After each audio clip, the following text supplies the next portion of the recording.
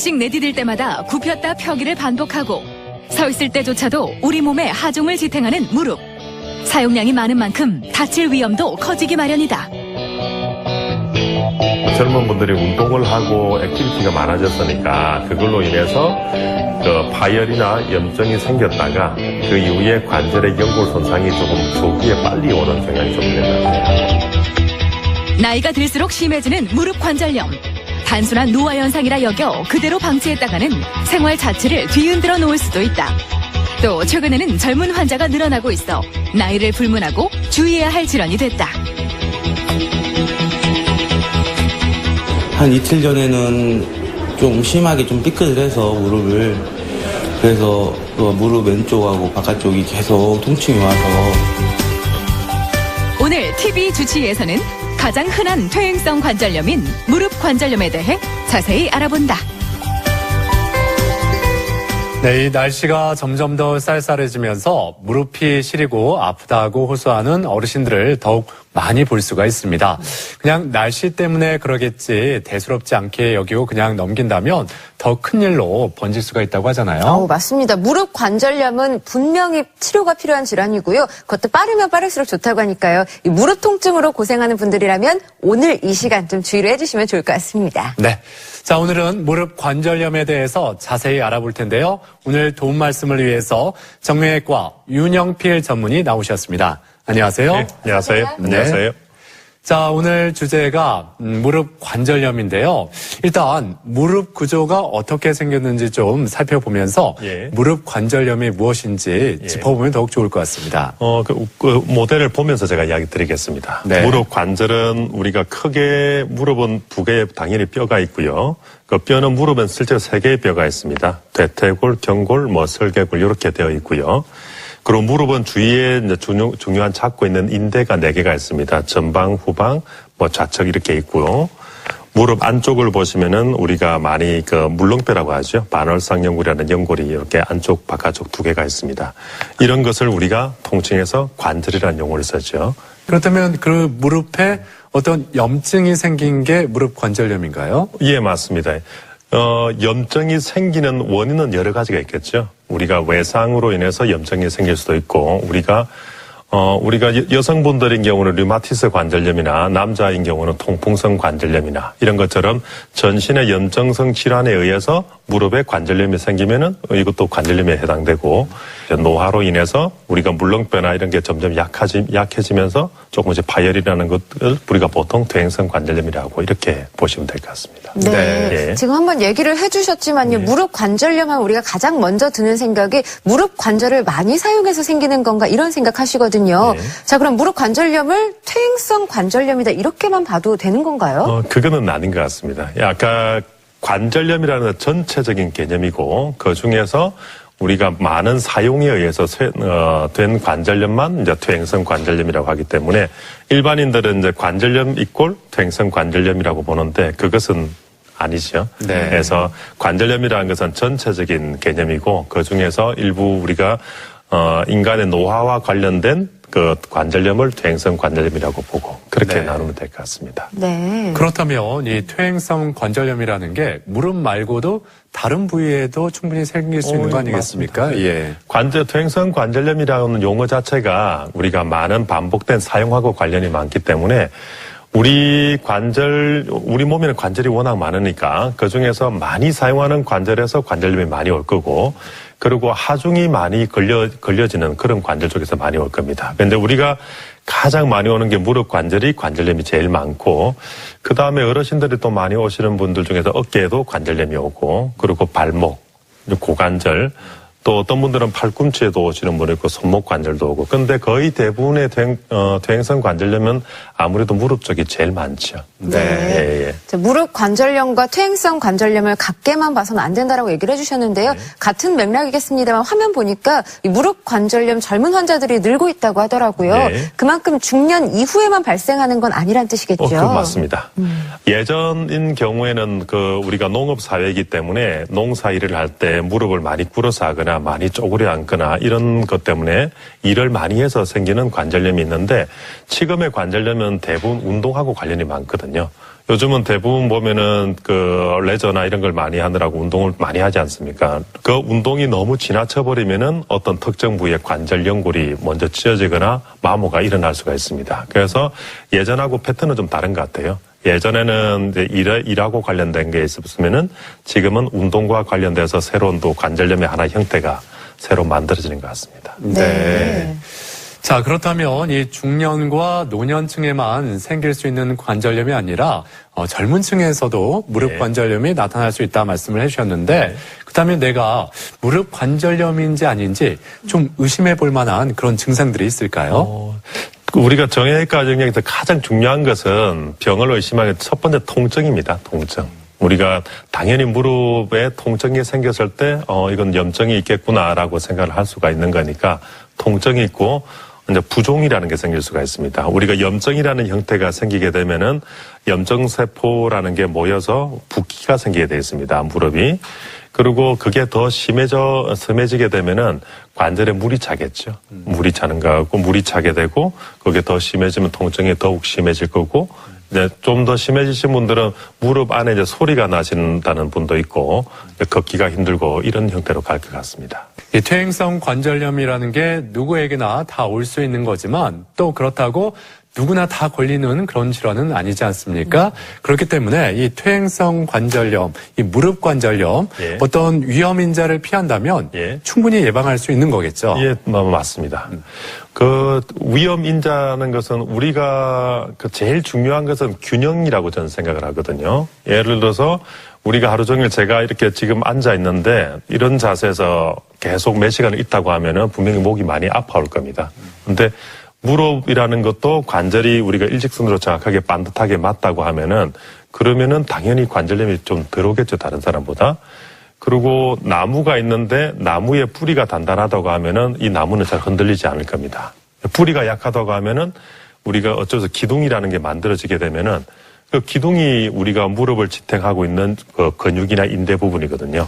이제 예를 들어서 근육과 인대가 약한 분이라든가 뼈가 약한 분, 그리고 균형이 맞지 않고 이렇게 되면 다른 사람보다 당연히 관절염의 위험도가 높아지겠죠. 네. 예.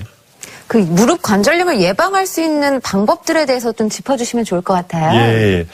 아까 제가 원인을 크게 세 가지를 나눴었는데 무릎이라는 것은 내가 체중을 많이 견디는 쪽이잖아요. 그래서 당연히 우리가 체중이 많이 나가시는 분들은 당연히 관절염이 많겠죠. 네. 그래서 무릎 관절의 1번은 체중 감량. 그게 제일 1번인 것 같고요. 그다음에 무릎에 필요한 규칙적인 운동이라고 되어 있는데 무릎을 잡고 있는 어떤 근육이나 그리고 뼈를 단단하게 하는 운동 이런 게 아주 규칙적으로 하는 게 중요한 것 같습니다. 그리고 우리가 쪼그려 앉는 거죠. 시골의 할머니들이 반디를 할 때 쪼그려 앉아서 일을 하게 되면은 당연히 무릎 뒤쪽만 마모가 일어날 겁니다. 그러면은 그분들은 더 빨리 오겠죠. 네. 그리고 그리고 또 어떤 분들은 이제 무릎을 너무 지나치게 뭐 마라톤처럼 많이 써버려도 또 문제가 있을 것 같고 그렇습니다. 그렇군요. 네. 지금 뭐 체중 조절, 규칙적인 운동 그리고 올바른 자세 얘기를 해주셨는데 막상 이 무릎 안 좋은 분들은요. 이거 무릎이 안 좋으니까 좀 쓰지 말아야겠다 이런 생각하시거든요. 예. 그런데도 운동을 꼭 해야 하는 건지 이 부분이 궁금하네요. 저도 이제 외래 진료할 때 그 질문을 많이 받습니다. 그런데 전 꼭 하는 게 운동을 더 많이 하시라고. 아프면 아플수록 더 하셔야 된다고. 근데 잘 하셔야 되는 거죠, 잘. 그러니까 우리가 무릎 운동이 중요한 것은 아까 제가 또 설명드렸다시피 무릎의 근육, 인대, 그리고 뼈, 균형. 제가 보는 이게 가장 중요하거든요. 그래서 제가 운동을 할 때 어떤 운동을 해야 되느냐. 균형이 잘 갖춰진 운동을 해야겠죠. 예를 들어서 어떤 균형을 잘 잡을 수 있는 운동 중에서 제가 많이 권해드리는 운동 중에서는 수영을 많이 좀 권해드리는 편이죠. 그리고 그 다음에 뼈가 단단해야겠죠. 우리가 뼈가 약하면은 모든 걸 견딜 수가 없거든요. 그래서 모든 퇴행성 관절염의 90%가 여자분이거든요. 남자분은 거의 없거든요. 근데 여자분들이 왜 많이 오느냐? 그 퇴행성 폐경기가 접어들게 되면은 그 뼈가 골다공증이 진행이 되게 돼 있습니다. 그리고 운동량이 남자보다 여자분이 작고 그러다 보니까 뼈의 변형이 자꾸 생기게 돼 있고 이렇게 흘러가고요. 아까 앞에 이야기한 것처럼 그 뼈를 잘 받쳐주는 게 근육과 인대니까 당연히 근력 운동은 더 많이 해야 될 것 같고 그렇습니다. 예. 무릎이 안 좋다고 무조건 안 쓰는 것만이 아니라요. 건강 상태에 맞는 제대로 된 운동을 하셔야겠습니다. 자, 그리고 자세 얘기도 해주셨는데요. 앞서도 얘기하셨지만 쭈그려 앉는 자세가 안 좋다라고 하셨습니다. 이 밖에도 좀 피하면 좋은 해로운 자세라든지 도움이 되는 자세가 있다면 뭐가 있을까요? 우리가 헬스 운동을 할 때 제일 자세를 많이 15도 굽히면서 90도 사이, 그 사이에서 하는데 90도 이상을 넘어가게 되면은 무릎 안에 있는 물렁뼈가 잘 파열이 나거든요. 네. 그리고 계단 오르기. 계단을 오르기 할 때는 근육은 강화되니까 아주 좋은 운동인데 네. 원래 운동을 너무 많이 하셔서 앞뒤 관절염이 있으신 분들은 계단 오르기는 안 좋을 것 같고요. 요즘 운동 많이 하지 않습니까? 오르막 계단, 내리막 엘리베이터. 제가 보니까 그 방식이 좋은 것 같고요. 네.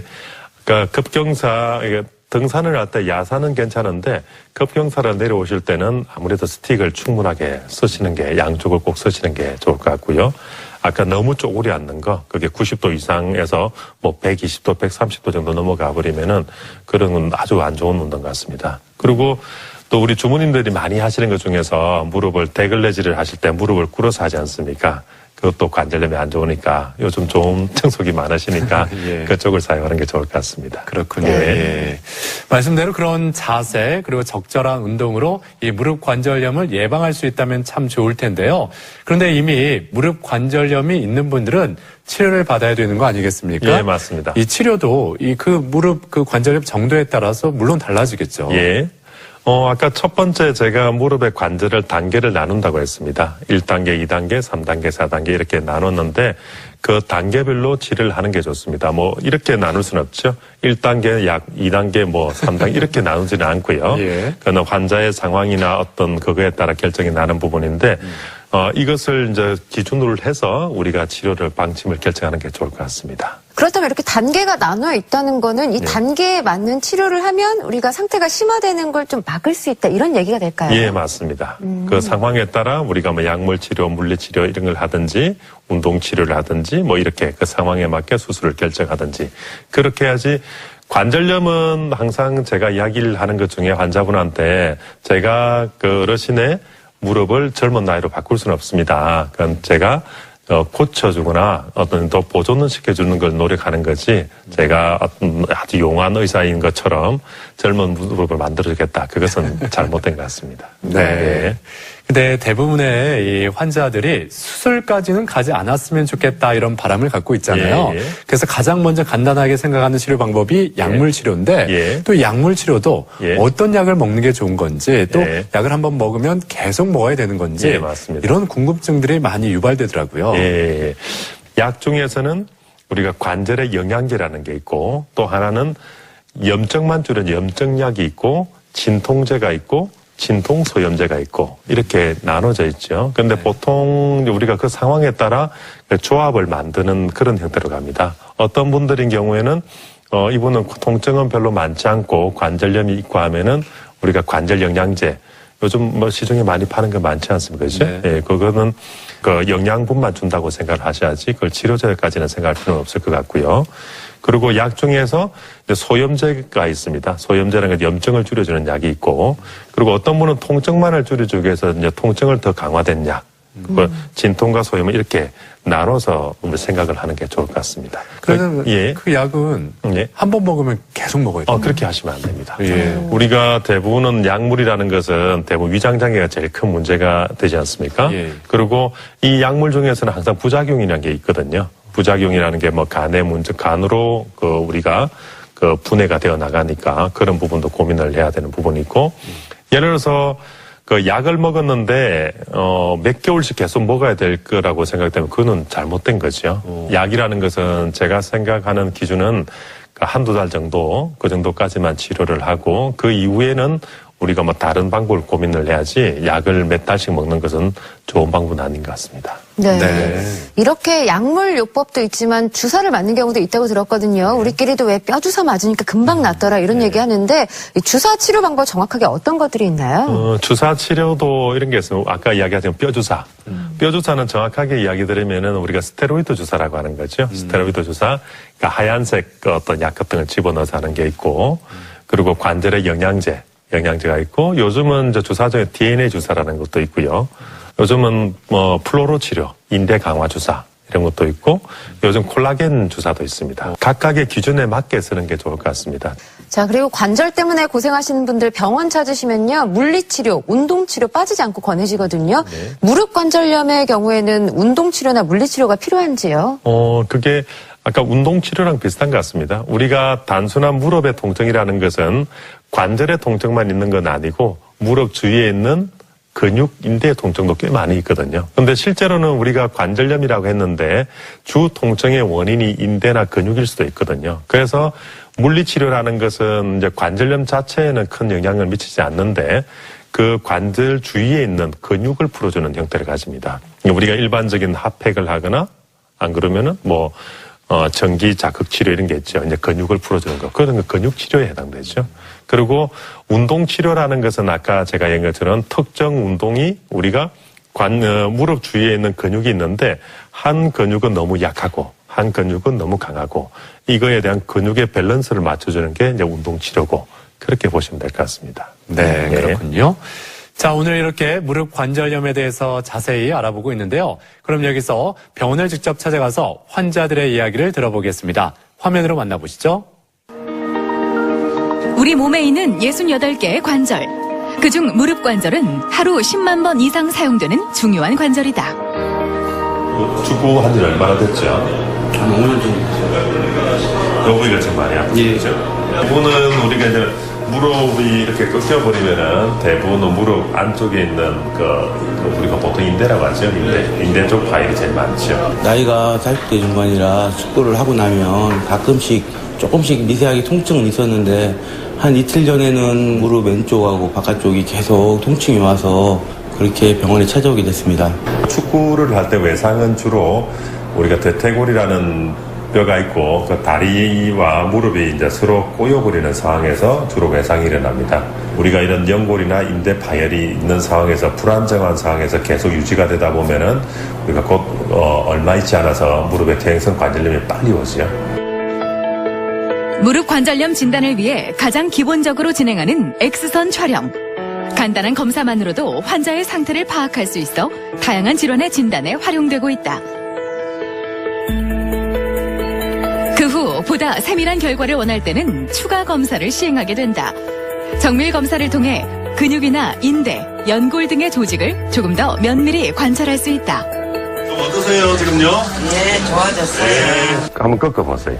의용. 다 되셨네요. 예전에는 병원에서 주사도 많이 맞고 했는데 점점 이제 걷기가 힘들어지고 해서 나이가 70대 중반이고 하니까 우리가 인공관절 수술을 합니다.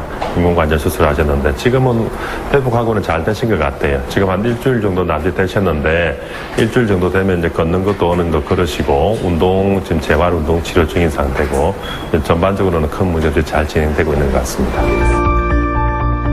무릎 관절염의 치료를 위해 다양한 운동 치료. 무릎 관절염의 발병 초기에는 약물 치료와 함께 운동 치료와 물리 치료를 병행하게 된다. 또 수술을 받은 환자의 재활에도 운동 치료가 중요한 역할을 하고 있다. 환자의 상태에 맞게 적절한 운동 처방을 하게 되는 것이다. 관절염의 치료라는 것은 꼭 약과 주사, 수술 이것만 있는 건 아니거든요. 그러니까 제일 첫 번째 중요한 것은 우리가 내 관절염에 맞는 어떤 운동을 선택할 것인가, 그리고 나한테 맞는 강도를 어떤 선택을 해야 될 것인가, 그것을 알고 해야지 이제 우리가 이 관절을 오랫동안 쓸 수 있는 거죠. 그리고 관절염의 단계에 맞는 운동과 단계에 맞는 치료를 잘 선별하는 게 그게 제일 중요하겠죠. 65세 이상에선 2명 중 1명이 앓고 있을 만큼 흔한 질환, 무릎 관절염. 무릎 건강의 악화는 자칫 삶의 질을 완전히 바꿔놓을 수도 있다. 무릎 관절염에 대한 대처, 적극적으로 치료하려는 자세가 필요하다.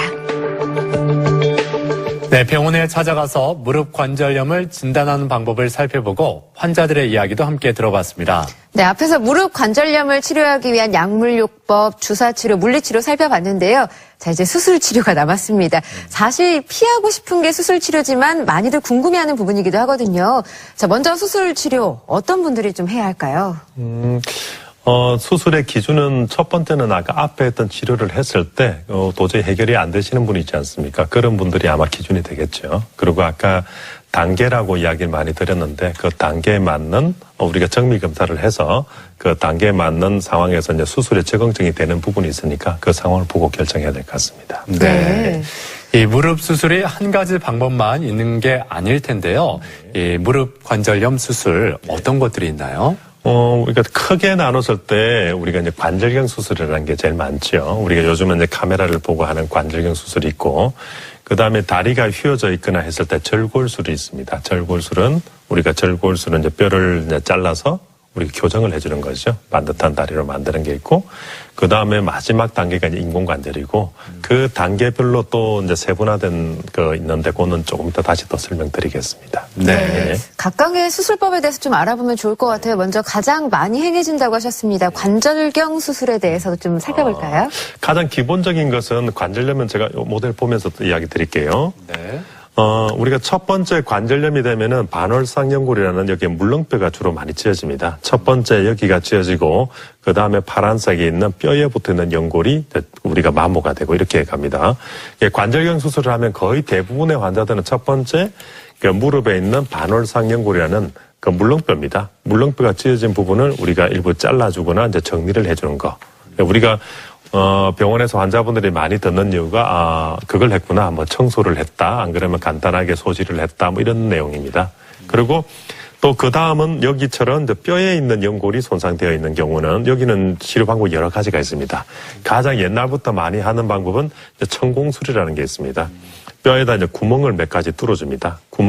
조그마한 구멍을 뚫어주는데 이런 그 구멍을 뚫어주면은 뼈 속에 있는 우리가 성장인자라는 게 있습니다. 그리고 뼈 속에는 요즘 줄기세포 이야기가 많이 나오는데 우리 몸에는 다 줄기세포가 있거든요. 그런데 그 일부의 줄기세포와 그리고 그 주위에 있는 성장인자들이 나와서 그 새로운 연골을 만들어주죠. 그런데 그 연골이 재생되는 게 원래의 연골로 재생되는 건 아니고 우리가 좀 흉터가 있거나 조금 성능이 떨어진 연골로 재생되는 그런 방식이 고식적인 방법입니다. 네.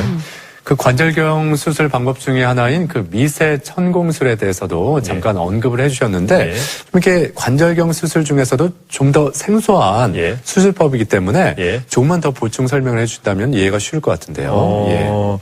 천공술이라는 것은 여기 화면에 보시면은 뼈에 뼈 부분이 있는데 뼈가 다 노출이 되어버렸습니다. 그러니까 연골이라는 것은 어떤 코팅이 있어야 되는데 코팅이 없기 때문에 저 부위에다가 이렇게 구멍만 이렇게 조금씩 뚫어줍니다. 조그만하게 뚫어주면은 안에서 피가 나오게 되어 있습니다. 우리가 뭐 골수 같은 이런 게 나오죠. 그 안에 아까 제가 얘기한 것처럼 뭐 성장인자라는 것도 있고 줄기세포도 있고 이런 형태가 나오기 때문에 이제 그렇게 하다 보면 이제 도포가 생기는 건데 이제 이 수술은 하시고 나면 통증은 별로 많지 않고 괜찮은데 우리가 목발을 보통 한 4주에서 6주 정도 짚고 다녀야 되는 단점이 있습니다. 그러니까 체중 부하가 없어야지 그 재생이 잘 일어나는 걸로 되어 있습니다. 그렇군요. 통증은 적으나 생활에 불편함은 조금 있을 수 있겠네요. 자, 이뿐 아니라 자가 연골세포 이식 수술이라고 있었습니다. 이건 또 어떤 수술이죠? 이것은 우리가 줄기세포 나오기 전 단계에 그 나왔던 수술 방법인데 이제 아까 이야기하는 미세 천공술보다는 한 단계 조금 업그레이드된 수술이 있죠. 그 수술 전에 자기 연골을 미리 채취를 합니다. 그 자기 연골을 채취를 해서 그것을 우리 실험실에 가져가서 그것을 많이 배양을 시킵니다. 그러니까 내 연골을 몇천 배를 많이 해서 그걸 다시 자기 무릎에 이식하는 방식입니다. 그런데 자기 연골세포를 쓰는 거잖아요. 그럼 상태가 좋을 때 써야 할 것 같은데 이 수술을 할 수 있는 조건이라는 게 있지 않을까 싶어요. 맞습니다. 그 좋은 질문이신 것 같은데 이것은 기준이 뭐냐 아주 젊은 나이에서 주로 하는 겁니다.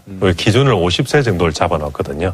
50세가 지나버리고 나면은 아무래도 연골 상태가 좀 좋지 않지 않습니까? 우리가 채취를 해도 그 연골의 좋은 위치를 채취하는 건 맞는데 그러니까 나이에 의해서 연골 자체가 우리가 성능이 좀 떨어져 있는 부분도 있고 그리고 이식을 해도 우리가 그 부위에 잘 안착하는 확률이 좀 떨어지거든요. 그래서 이 수술은 제한점이 50세 이하에서 하는 게 좋은 걸로 되어 있습니다. 자, 그리고 줄기세포를 이용한 이식 수술에 대해서도 얘기를 해주셨는데 우리가 줄기세포 하면 자주 들어는 봤습니다만 이 줄기세포가 정확히 어떤 건지 그리고 줄기세포를 이용한 이식 수술은 구체적으로 어떻게 진행되시는지도 좀 알려주면 좋을 것 같아요.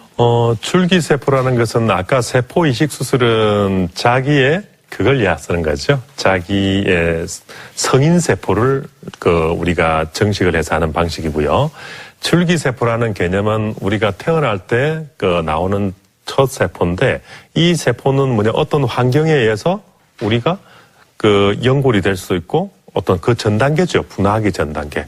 피부도 될 수도 있고 신경이 될 수도 있고 여러 가지 분화 전 단계의 어떤 세포가 있는데 이 세포를 우리가 어떤 환경을 만들어주면은 그러면 자꾸 그쪽으로 정식을 하게 되는 거죠. 네. 그러니까 줄기세포를 얻는 방법이 또 여러 가지가 있어요. 지금은 아직까지 연구 단계에 있는 게 많은데 지금 우리나라에서 했던 그 부분이 태반, 애들 어떤 태반에서 거기서 채취를 해서 거기서 줄기세포를 채취를 합니다.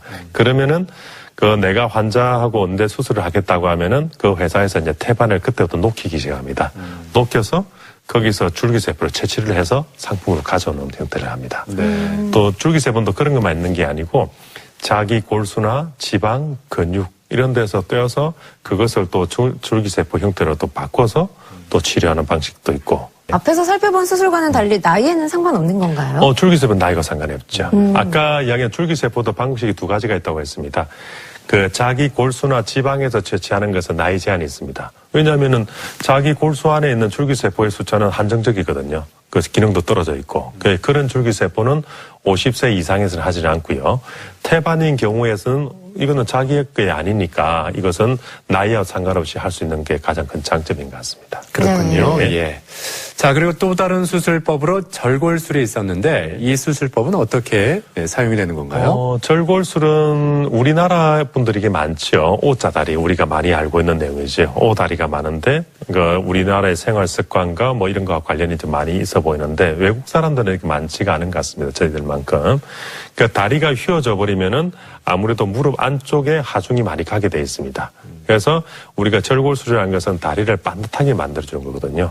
우리가 균형을 맞춰주는 거기 때문에 여기 사진에서 잠시 보시면은 좌측편이 많이 휘어진 다리고 안쪽에 이제 우리가 뼈를 일부러 잘라서 펴주는 겁니다. 그러면은 무릎의 안쪽에만 하중이 갔던 것을 우리가 무릎 전체적으로 골고루 하중이 가게 만들어주는 수술이기 때문에 이것은 완전히 파괴되기 전 단계 수술로는 좋은 단계 같습니다. 아까 우리가 관절염의 단계를 나눴는데 4단계 정도 되면은 이거는 하지 않는 게 좋을 것 같고 나이가 50대 중반에서 60대 정도인 분인데 관절염의 단계가 2단계일 수도 있고 한 3단계 정도 그 정도 분은 이런 절골술이 훨씬 좋은 것 같습니다. 아니 그러고 보면은 우리 주변 어르신들 중에 다리가 O자로 흰 분들이 꽤 계시거든요. 예. 이 이유를 저희가 그럼 관절염 때문으로 봐야 합니까? 오자 다리는 거의 대부분 관절염으로 봐야 됩니다.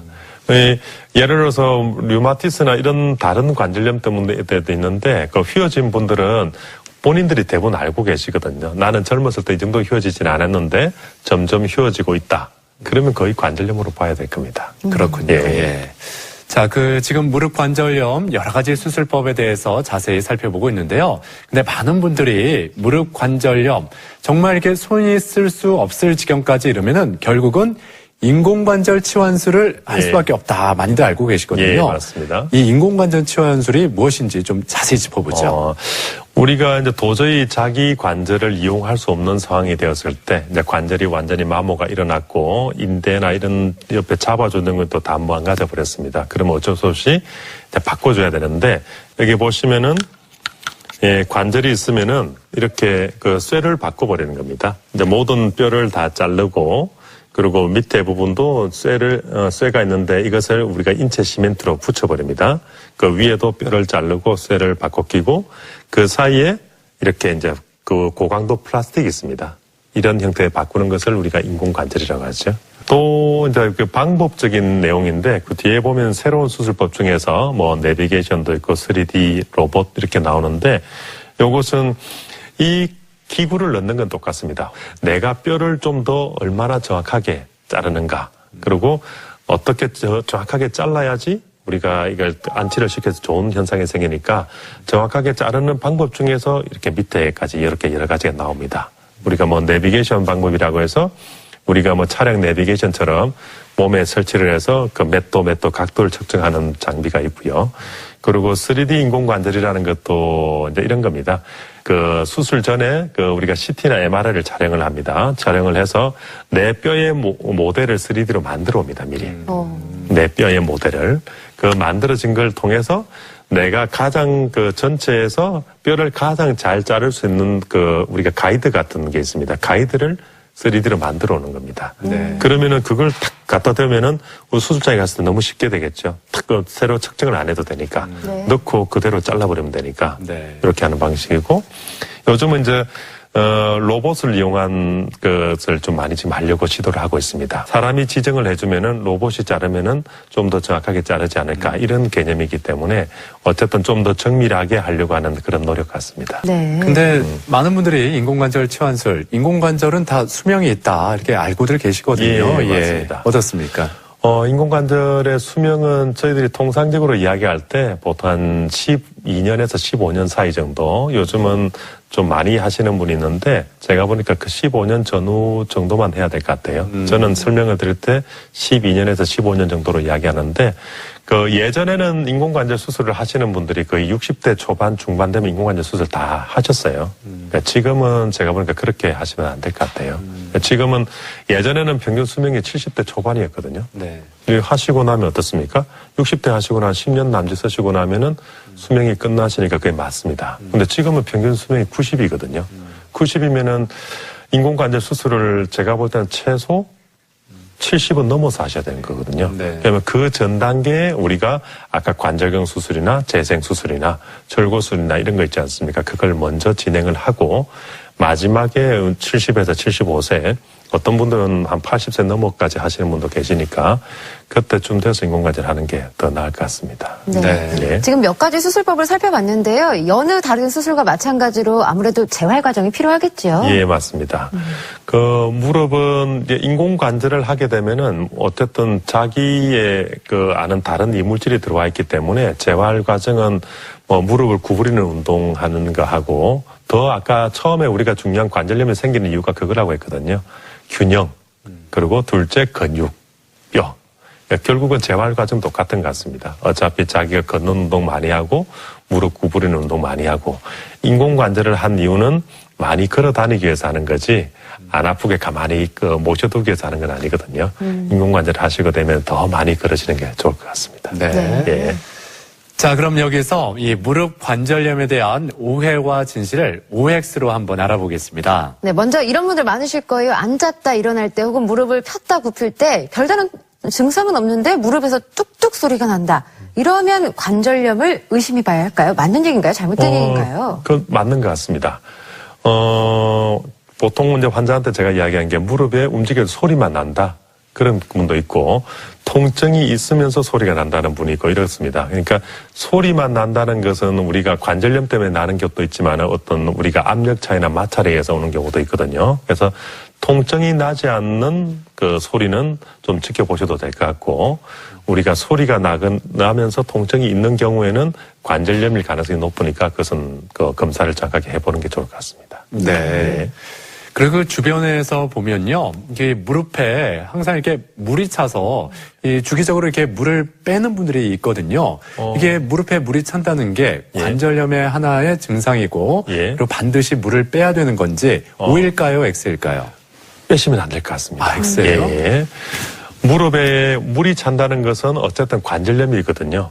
관절염이 왔기 때문에 물이 차는 거지 우리가 아무 특별한 이유에서 물이 찰 수가 없어요. 어떤 연골에 파열이 있었거나 관절염이 왔거나. 그런데 우리가 모든 인체는 내가 물을 뽑으면은 그만큼 또 생성이 되게 되어 있습니다. 그래서 물을 자꾸 뽑아버리면은 우리가 그 불필요한 염증 조직들을 더 자꾸 활성화시키는 꼴이 되어버립니다. 내가 뽑아버리면은 뭔가 부족하니까 빨리 만들어야지 생각하는 거예요. 그러면 자꾸 그게 반복화되어 버리면 되기 때문에 그 뽑는 것은 절대로 안 되실 것 같고, 우리가 뽑으면서 우리가 관절액을 검사를 하기 위해서 하는 경우가 있습니다. 그래서 감염성 그 관절염이 있거나 고름이 있는 경우에 우리가 뽑아야 될 거 아닙니까? 네. 뽑고 검사를 하거나 검사를 위해서 뽑거나, 안 그러면은 너무 심해서 보행이 힘들 정도인 경우에 한해서만 뽑으셔야 될 것 같습니다. 자, 그리고 어떤 어르신은요, 이 무릎은 함부로 건드리면 안 된다라고 생각하셔서 무릎 수술은 안 하는 게 좋다. 예. 최대한 버티는 게 좋다. 이렇게 말씀을 하시더라고요. 예. O일까요? X일까요? 저는 그 부분은 X라고 생각합니다. X요? 예. 그 무릎은 아까 계속 지금 이야기 드렸던 것 중에 하나가 그 환경에 맞는, 상황에 맞는 어떤 적당한 치료가 필요하거든요. 우리가 운동 치료를 했든 어떤 치료를 했든. 어떤 분들은 그런 분이 계십니다. 내가 다 버틸 만큼 버티시다가 완전히 다 망가져서 오버리는 거예요. 그러면은 내 무릎을 좀 더 보존해서 더 오래 쓰는 게 지금은 무릎을 완치하려고 하시면 안 되거든요. 무릎은 완치를 목표로 하는 게 아니고 무릎의 관절염은 나랑 계속 같이 가야 되는 겁니다. 우리가 노화가 있는 이상은. 같이 가야 되는데 그것을 잘 가꾸고 달래어서 가야 되는 거지 내가 그걸 방치를 해버리면은 완전히 다 무너져 버리는 거죠.